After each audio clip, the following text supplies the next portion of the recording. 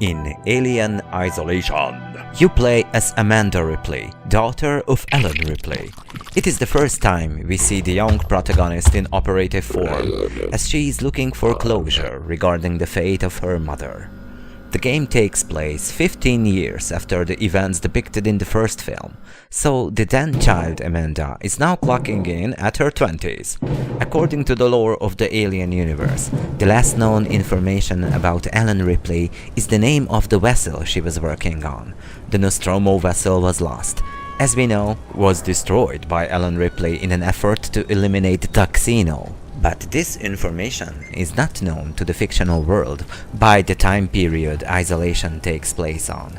It is a period of uncertainty, and notice the gaping, glaring possibility of utilizing Amanda's deeply neglected emotional trauma as a masterful main motivator of the central narrative, through which this young woman finally is tempted by the chance of finding out what exactly has happened to the Nostromo and to her mother. As the audience of the story and as the player of Alien Isolation, you find yourself in a very peculiar and heart-wrenching position, since you know perfectly well that regardless of the immensity of her efforts exhibited in the game, Amanda won't get to meet her mother in Isolation, since Ellen Ripley spends the entirety of the game and an additional 42 years in cryosleep, as we already are cognizant of the events and shape of things that are to be revealed after these additional 42 years have passed. And then we arrive to the timescale on which the second movie, Aliens, begins on. So, Alien Isolation starts out on a masterful high note right away, silently, covertly assuring you that you won't find what you are looking for, and still invites you to find out what or who you will find instead.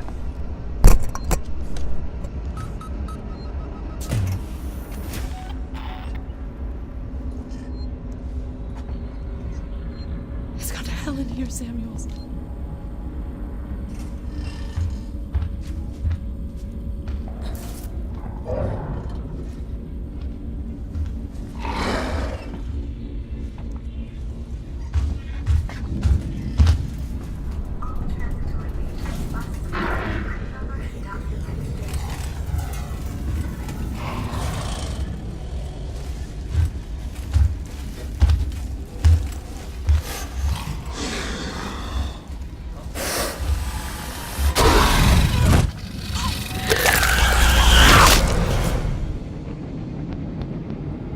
The sole best thing about this game is that it rejects the contemporary pathways of the franchise and goes to its bare-bone relentless origins instead. The reason that the Alien saga is so powerful at its core is that its horror is composed of the minimal amounts of assumptions needed to create the maximum cosmic terror, with the act of anything non-essential being added to it. A suboptimal light is immediately cast on this very core, as if it weren't strong enough on its own accord. This is the business Ridley Scott is in now. It's obvious that he can't come up with a fright that equals that of the original Alien, but hell, he sure is free to try. From a thematic viewpoint, Isolation is masterfully and blissfully old school, and you know what? There isn't any other kind of it. Creative Assembly is the first to finally emerge with this conviction as a developer, exhibiting commitment to a direction every Alien enthusiast wanted to see, but Hollywood wanted to convince us that we are missing the point. Ironically, the Alien myth works best when the origins of the creature is not pestered. A key thing to understand in the Alien franchise is that it is one of those rare, once-in-a-lifetime opportunities. You can experience it only once. Then you are dead. The longer you linger around, the more inflation the creature goes through. The impact of the Alien lore necessarily is the biggest when you are subjected to it for the first time in your life, with no prior knowledge whatsoever of what you are up against. This is slapped to the face of hopeful ways of thinking about the friendly civilizations of the cosmos. No, the cosmos has shown interest in evolving something much more terrible than humans could conceive, and there was this robust element about the alien that its origin indeed was just that, alien. The creature did not need any more frightening of a tagline to define its horrific reputation. but with Prometheus and with alien homosexual androids playing flute. Hollywood is out to rob the alien of its alienness. The first 3, maybe 4 movies at least were wise enough as to not pester the origins of the Xeno. Once you hunt for the origins of the alien, you necessarily familiarize yourself with it. And it no longer is an alien, but an angry buddy who likes to shred living things to pieces. But oh, we love it, although it is a badass, but it is our buddy badass. Have you seen that action figure of it? Would look great beside your monitor. Let me tell you about the origins of the alien, man. Notice how a soap opera element is being smuggled into the mix with the recent movies, with insultingly shallow characters doing idiotic, senseless and dumb shit, coating this indifferent, cold space world into space jockey land, where rednecks can call terribly poor decisions from under a baseball cap in order to facilitate narrative dynamics that do this very day mimic the first 2 movies. Shall we play a game?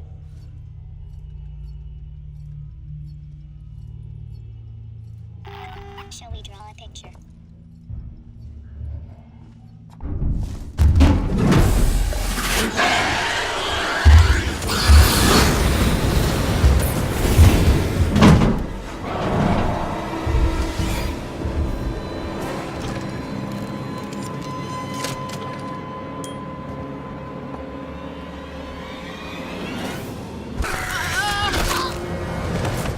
Can you think back to the last opportunity the alien myth could shock you? If it did not shock you, then it means it wasn't working properly, period. Anyway, that is the popcorn generation of Alien, unfortunately. The first Alien film has delivered the heart and soul of the whole myth. The second added decent spices to it, and in my world, nothing ever happened to it ever since, up to the point of Isolation. The reason Isolation works is that it does not seek to add anything thematically alien, pun intended, on top of the established elements. It merely wants to utilize them to tell a new story, and a quite relevant one at that. All the while, in sorrowful Hollywood, it is Ridley trying to decipher what made the horror work, and he's looking for it at all the wrong places. The best Hollywood horror today is Ridley's mere urge to find horror. Pro tip, Ridley: the idea is to not look for it, as it already has been found by the original Alien film you directed. The horror of the invasion of the face, which equates with the identity on the physical level. A very primal fear. The horror of your body being nothing more than a function inherent to an evolutionary stage of a perfect predator. Although I like the predator somewhat. You are just a host, disposable, always was. What? Hurts your ego? You served your function well. All in all, the Alien franchise rings pretty much unrivaled when you inspect it closely, as its first move is to declare human life insignificant and useful for nothing more as being a battery. And it is almost natural and saddening that the contemporary installments of the Sega seem to miss all these essential ingredients that the Alien is so horrific by. The new stance is not to panic, is not to get frightened, but to get hold of a bucket of popcorn, then come with us to explore, to inspect, to investigate. The new Alien movies are more Star Trek than Alien. I have nothing against Star Trek, by the way. As said, Alien is the most scary when you know nothing of its origins, and tying its origins back to the irresponsible machinations of humanity is an act that robs the mystery of the cosmos out of the alleged cosmic horror. It is a sour pathway to explore the story onward. Even worse, the Alien story should never have been asked to give us anything about the origins of the alien. In reality, no bigger order of horror could be satisfied than the one the original Alien has defined, as the terror shown reigned beyond human comprehension. The existence of the alien was assumed to be an illegal operation of the universe. What could be more horrific than that? An android playing flutes? and recent movies filled with creation myth seem like desperate efforts to combat the seemingly irrefutable realization that the alien is the scariest when there is no way of getting knowledge of its origins. But yes, as a human, you want to know its origins. But by getting the knowledge you desire, once again, the alien is no longer an alien. He is your buddy bud, making scary faces beside your monitor.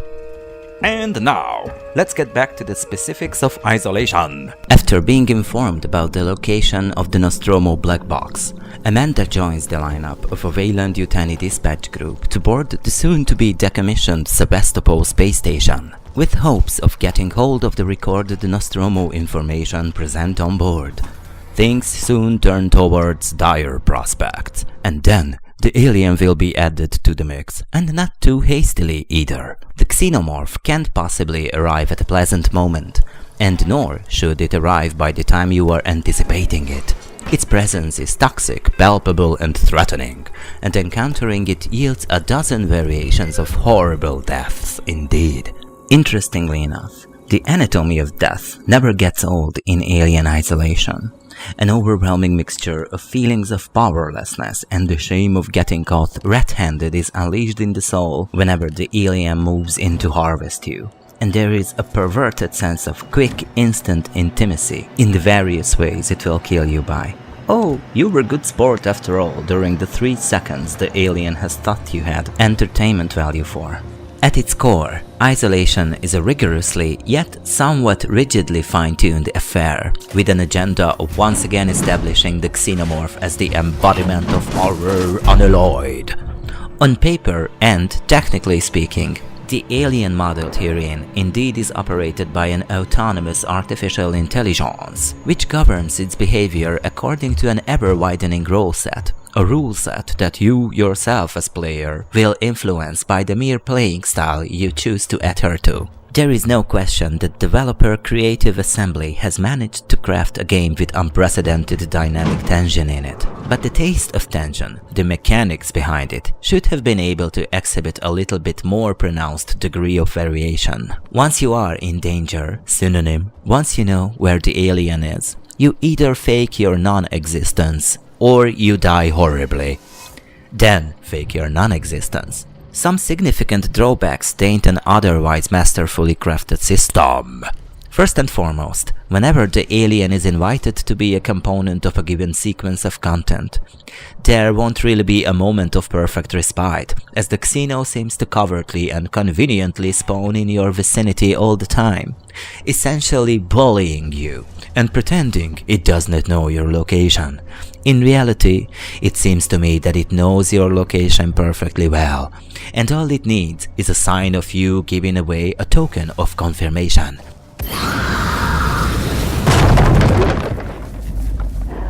Christ! And then surprise, you are deader than dead. You are better than that. The game could have been so much more intense and whimsical had the alien feature a legitimate free-roaming AI. But no, its primary directives are to orbit around the player like a blowfly around a zombie. And Isolation, as a whole, definitely could be even more if it would be able to model the sense of momentary but dynamic sanctuary. Moments by which you could have known through a camera, for example, that the alien is in Sector B, a kilometer away from you, and there is very little chance that it will be able to reach you while you stroll through a given section near you. But the decision has been made by the developer to exercise an almost constant pressure on the player instead. And this pressure largely is based on an on and off toggle. If the alien is not part of the given scene, you will have to go out of your way to summon it, and then it will be kind enough to dynamically hunt you down and end you. But regardless of how careful you are, you can't evade the presence of the alien if the script says that it happens to be present. So just deal with it. The limitations and favorite pastimes of the AI become more and more easily identifiable as the game progresses. It is quite frequent that the alien decides to linger around the location you happen to be at. You hide in a locker in a room, and the alien just left. But when you are about to ponder the possibility that it might be safe to leave the locker, the alien comes back to stall in the middle of the room for another 20 seconds. So, there is a little bit of terror propagation going on here. Like a proper electron, the alien is in superposition, revealed only when the game assumes its presence to be the most dramatic and most traumatic. And you know what? 75% of the time, the game is right. But the significant hindrance is that the game has no conception of realizing that it has made its point already. Most of the time, the terror does not come to you as a result of not knowing where the alien is, but as the result of knowing where it is. But this type of fright has but a limited amount of efficiency to it, since your options during hiding are vastly limited to the pseudo act of doing absolutely nothing other than doing anything and everything to mimic your non-existence. You either turn invisible and perfectly silent to the receptors of the alien, or you pay the price with a checkpoint reload. It bears mentioning that isolation inevitably tarnishes the notion of the perfect cosmic predator, as being able to ride out 2 or more minutes under a bed, with the alien being in no more than an arm's distance from you, is definitely not good marketing for the instincts of the Xeno. Had I been really under the bed and the Xeno would barge in, I would definitely expect it to know my trick right away, and I'm sure it would tail stab me reverse Jason style. There is no question that these moments are intense, but one has a hunch that a separate mechanic should have been introduced, which would force the player in some manner to coat his presence by the utilization of a limited resource. Or at least a minigame you could fail legendarily at. Being freely able to freely hide 1 meter away from the alien for minutes and minutes and minutes really takes a toll on the terror of the beast.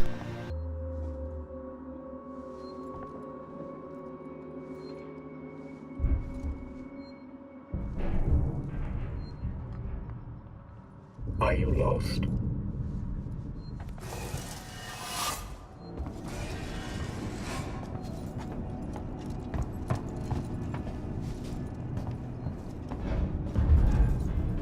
All this sounds as if the AI wouldn't really be so slick, but the case is not such at all. 80% of the time, Isolation models and delivers very enjoyable dynamic scenarios of suspense, and the aforementioned notions are explanation attempts of what it prevents it from going 100%.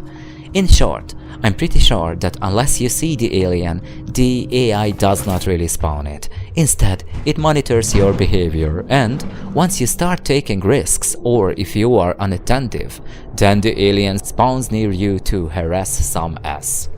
Thematically, I am utterly satisfied with the game. The things you do and the ordeals you go through on Sevastopol are as realistic and as sorrowfully sensible as is the indifference of the world around you. Sevastopol is a testament of how corporate greed litters the human condition with inevitably traumatic memories and experiences, but the game never goes out of its way to spoon-feed you this notion. It merely lets you experience it, and it assumes you to be alert enough to get away with the big picture. Even better, Alien Isolation is brave and confident enough to lack any and all urge to seek any sort of great epic conclusion, since, ironically enough, the mere fiber, the mere body of the game is the magnificent anti-conclusion itself. It is the playground, which affects you deeply with its morose, monolithic, iron-heavy character. It is an emotionally taxing game, and this is the reason it is successful. The story is Sevastopol. The alien is the gesture of dismissal of how temporary all of it really is, and you are the person who might prefer not to remember the most of it, as it will leave a permanent mark. This is a compliment, by the way. This is a safety breach and will not be tolerated.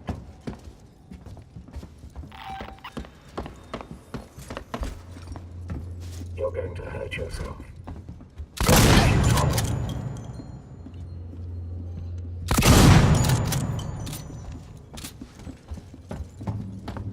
That isn't authorized in this facility.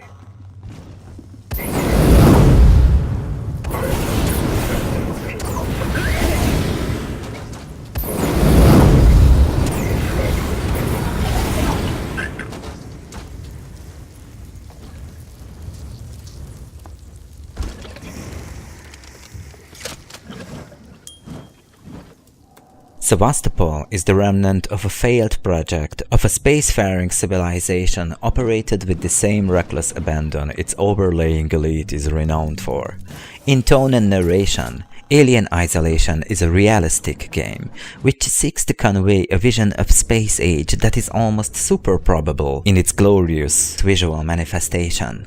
The sense of being there is top of the heat to this day, and the complexity, the soul revealed, are both magnificent accomplishments true to the Alien lore. And honestly, I for one think that this game is the best thing that has happened to the franchise since 1986.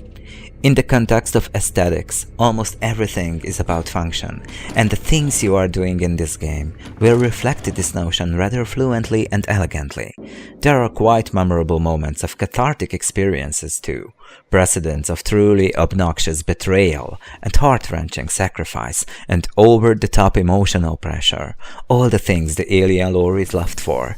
Gameplay-wise, Isolation utilizes the efficient method of motivating you to amend modifications in your surroundings, thereby letting you progress onward. But you are also forced and encouraged to explore, and you tread on the trademark indifferent industrial spaces of the Alien lore, and these spaces are hunted and scanned by the alien. The game is doing a quite solid job giving you tools of survival as a trade-off for carefully collected resources suitable to serve as the basis of an elegant and sensible crafting system. And it still manages to create a perfect balance in you, which leaves no doubt in you that this primarily is a game of conflict evasion, as the amount of punishment you're able to withstand is insignificant compared to the powers that seek your demise. This is a long game, and also one that will subject you to harsh limitations from time to time, including taking your resources away. The world reigns indifferent if you shout injustice, and honestly, this is the way of things in the alien mythology. So, kudos for Creative Assembly for being ballsy enough to affect the player in ways that it really matters. Isolation assumes that you have came here to be powerless, hunted and isolated, and there isn't a single department in which it disappoints. It seems you and I have a problem.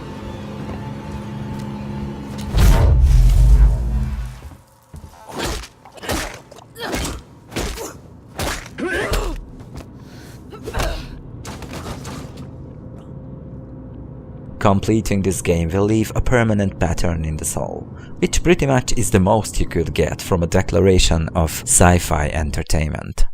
And now for a segment of the Alien vs Aliens debate. I burn out legendarily whenever people dismiss the Marines of Aliens as cardboard cutouts. Nothing could be further from the truth. Initially, you indeed see an ensemble of veterans, highlighted by the super desperate but not too obnoxious antics of Hudson. But these Marines are not about to embark on a tremendous journey of everyday average space ass kicking. Instead, they are about to be pressurized beyond their beliefs, facing a threat they have no grasp of, and once fear and terror is delivered in the form of the Xenos, you no longer see a group of video game badasses wielding one-liners, but a group of people who are operating in a primal state, in a realistic fashion, being fearful for their lives. Characterization is contained in the little things, like the breakdown of Gorman when he's knocked the hell out of his element upon witnessing the swift and super efficient failure of the Recon mission. His whole world has just crumbled down right in front of his eyes. All those years of training and learning has proven to be inadequate. What he thought to be a relevant and irrefutable way of efficiently handling conflicts proves to be a mere nuisance at best for the alien. No badassery here, except from Ripley, who once again emerged as the most resourceful person of the pack. And her power lies not in any suggestion that she is a badass, by the way. Instead, Ripley's power lies in the fact that she is acceptant of death enough, and she is egoless enough as to be able to keep a clear frame of mind even when her ego is threatened by imminent demise. Once again, it is in the tiny things, like Vasquez's facial expression shown merely for a second, the face with which she concludes that Hudson is a wimp. But oh, whatever, we knew it all along, who has the time to even complain? Like the frequent tiny displays of camaraderie, when Hicks prevents a hothead, rage-fitting Vasquez from bitch-slapping an unconscious Gorman, or the way Hicks holds Hudson after screaming his face off. There is no hostility, but warmness and a calming reassurance in the way he holds him after the shout. A relax buddy gesture. Or the magnificent display of almost instant karma, when this same Vasquez finds herself in an almost literal throat of death with the same Gorman, and the two is forced to accept and embrace the inevitability of a sudden death in an epic unity of an intimately shared eternal silence, discarded by the realization of death itself. Let alone Vasquez's ballbuster comment. At the end of the day, I love both Alien and Aliens equally, but one important observation is to be made yet. The impact of the whole Alien ecosystem is the biggest if you are completely unaware of what will happen, if you have zero knowledge of how the aliens work and what the function of each of the stages is, if all the face-hugging, the chest bursting, the introduction of the full-fledged Xeno catches you by shock and surprise. The alien lore can do all that only once to a person per lifetime. This point is key. The fear and terror of Alien pushes all the buttons that are relevant to the existential angst of the human condition, like the trauma of birth and the extreme violation of the privacy of physical integrity. And the relative shortcoming of the whole franchise is that it necessarily has a hard time coming up with a bigger, a more primal fear that it declared and defined upon its mere inception.